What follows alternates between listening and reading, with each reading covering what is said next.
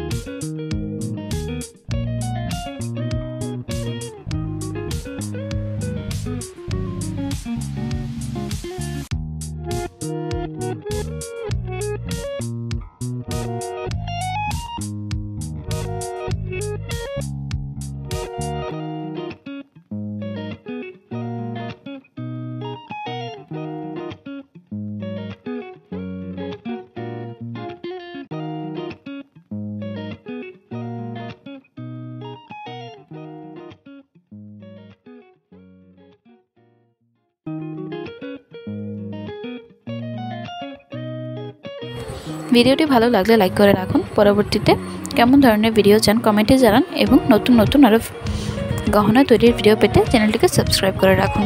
ভালো থাকবেন সবাই। আল্লাহ হাফেজ।